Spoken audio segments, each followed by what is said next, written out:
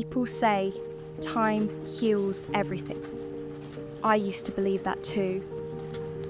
Honestly, I repeated that sentence to myself so many times that it almost became a shield.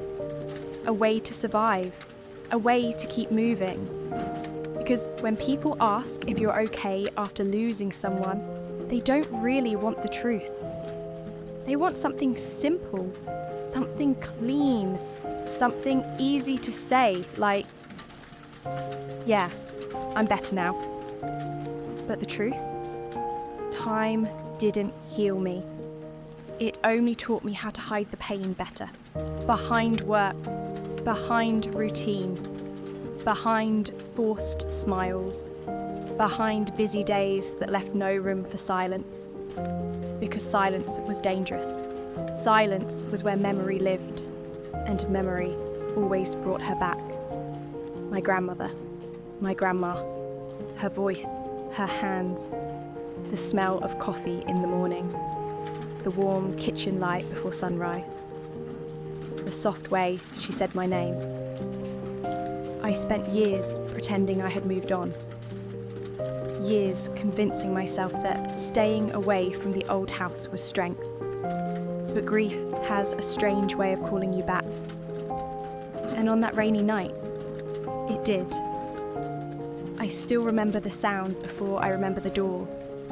Rain tapping softly against the window. Slow, rhythmic, most like fingers asking to come in. I stood there, in front of the old house, keys trembling in my hand. For a moment, I couldn't move. The porch light still flickered the same way. The wooden steps still groaned under my weight. The smell hit me first. Wood, dust, old paper, and beneath all of it, coffee. That smell shattered every wall inside me. Suddenly, I wasn't an adult anymore. I was a child again, walking into Grandma's warm kitchen, watching steam rise from her mug, hearing the spoon touch porcelain, seeing that gentle smile. I hadn't planned on coming back. I told myself I was only there to collect things. Documents, old photos, boxes left behind.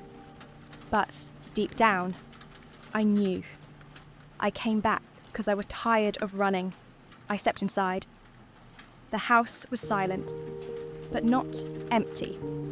That's the strange thing. Every room felt full of memory, full of family memories, full of nostalgia. The hallway, the wooden floor, the dusty photo frame, even the rain on the window. Everything felt alive. Then, my eyes drifted to the end of the hallway. The door was slightly open. My childhood room. For a second, my breath caught in my throat. One look at that doorway, and suddenly, years disappeared. I wasn't an adult carrying grief anymore. I was a child again. The child who waited for Grandma's voice. The child who believed nothing bad could ever happen in that house. Then, I saw it. The old wooden drawer. My fingers touched the wood slowly. Dust clung to my skin. I pulled it open. Inside, old papers, faded photos, a dried flower, and beneath all of it, an envelope. My heart stopped. Old, yellowed, fragile, the edges worn by time. Before I even turned it over, I already knew. Something inside me tightened. Some pain doesn't disappear. It waits, quietly, patiently, for the exact moment you're vulnerable enough to feel it again. Then I saw it. My name, written in her hand. I couldn't breathe. It was hers. Grandma's handwriting. Careful, delicate, unmistakable. I unfolded it slowly, my hands trembling. Then I read the first line. If you are reading this, it means you came home. when your heart was finally ready. Everything inside me stopped. She knew. Somehow, she knew. She knew one day grief would bring me back. She knew one day I would need these words. The next line said, "Don't let grief convince you that love ended here." That sentence broke something inside me. For years, I had been living as if losing my grandmother meant losing love itself. But what if grief was never proof of absence? What if it was proof that love remained? That thought changed everything. I looked around the room again. The bed, the window, the old drawer, the photo frame, the faint smell of coffee. None of it felt empty anymore. For the first time in years, I understood something. Home was never just walls and windows. It was memory. It was presence. It was love carried forward. I sat there for what felt like hours. The letter pressed against my chest. And for the first time in a long time, I let myself cry. Not quiet tears. Not hidden tears.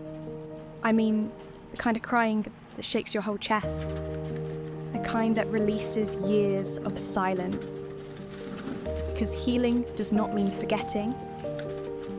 Healing means learning how to hold love and pain in the same heart. So let me ask you something. What part of your life have you been running from? What memory still hurts? What unfinished conversation still lives inside your chest? Because maybe, just maybe, the place you fear the most is exactly where your healing begins.